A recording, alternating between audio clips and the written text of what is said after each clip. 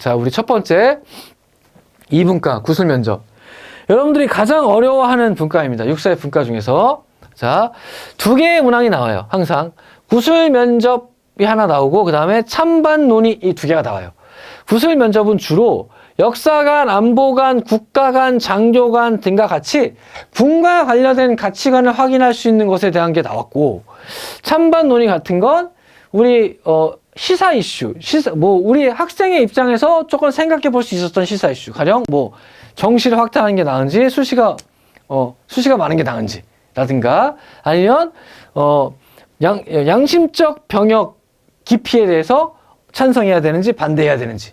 요런 것들이 주로 이제 나왔어요.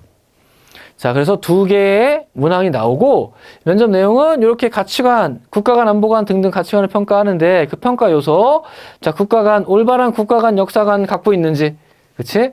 그러한 가치가 잘 신념화되어 있는지, 이런 거 평가한대요. 자, 표현력과 논리성, 이런 말을 함에 있어서 적절하고 풍부한 어휘를 사용하는가, 하나의 완결된 문장으로 얘기하는가, 말 속에 문법적 오류는 없는가. 육군사관학교 장교들은, 육사 장교들은 특히나 일선 장교로서 밑에 부하들을 이끄는 역할을 많이 해야 되니까 스피치 능력을 굉장히 중요하게 보겠다는 거예요. 자, 핵심을 명확하게 말하는지, 주장의 설득력과 논리성이 있는지, 그리고 주도성, 자신감 있는 표현과 유창하게 말하는지, 그치?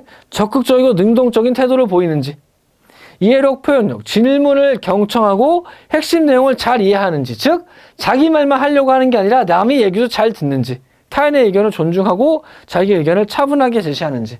면접관들이 킬러 퀘스천을 던졌을 때 그건 아니고요 하고 막 따져보는 게 아니라, 그거는 이런 면에서 그럴 수 있다고 생각하지만 그게 아니라 저는 이런 면도 있다고 생각합니다. 요렇게 좀 서로 존중하면서 말할 수 있는 능력을 갖추고 있는지, 이런 것들이 평가 요소다. 즉 내가 답을 얘기한 게 그 답이 맞았냐 틀렸냐를 보려고 하는 게 아니라, 물론 북한의 공산당 좋아요 이러면 안 되겠지. 그거는 정답이 아닌 건 확실하죠. 그렇죠? 그런 정도가 아니라고 하면 정답을 보려고 하는 게 아니라 그 답을 말하는 방식들을 보려고 하는 게 구술 면접이다. 자, 말이야 그렇지만 쉽지 않다고 생각이 되죠. 자, 실제로 주요 평가 요소는 지원자가 지문을 잘 이해하고 얼마나 논리적으로 얘기하는가, 면접관들의 돌발 질문에 얼마나 능동적으로 대처할 수 있는가, 즉 임기응변과 자기의 어떤 유창성, 이런 것들을 평가하려고 한다. 어려워해요, 많이들. 그러니까 사실은 어떤 이슈들에 대해서 조금은 정리가 되어 있다라고 하면 훨씬 더 좋게 검사를 받을 수 있을 것 같아요.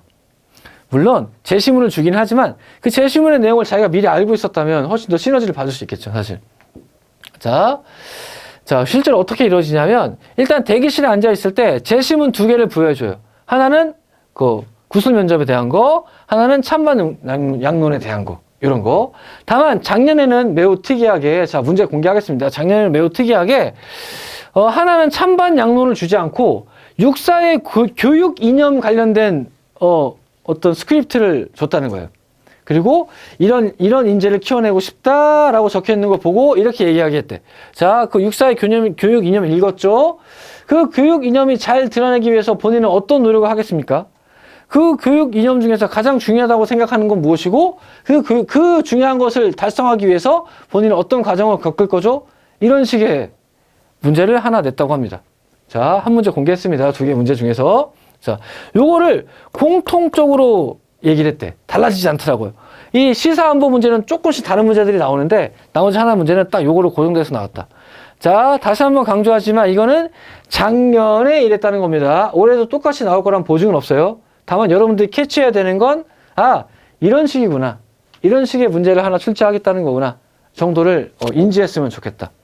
자, 역사안보 관련해서는 기사문이 나왔어요. 기사문이었고 A4 한 바닥을 꽉 채울 정도의 길이이다. 그러니까 거기 있는 내용을 좀 독해만 잘해도 어느 정도의 근거들은 자기 머릿속에 담을 수 있는 정도는 된다는 거지. 하지만 자기가 배경지식이 있었다면 더 금상첨화일 수도 있었겠죠.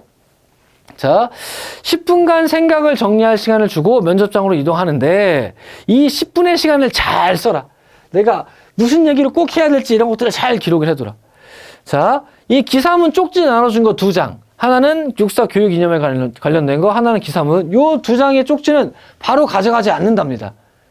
면접이 끝나고 나서 면접 끝나고 나갈 때 쪽지 함에 넣도록 한대요. 즉 면접 볼 때까지 나는 이 기사문을 보고서 참조할 수 있는 거예요. 그러니까 그 기사문에 표시를 막 해놔도 좋고 핵심 키워드 같은 거 막 적어두고 아 이거 잊지 말고 얘기해야지 이런 것들 좀 표시를 해두다라고 하는 게 선배들의 꿀팁이에요.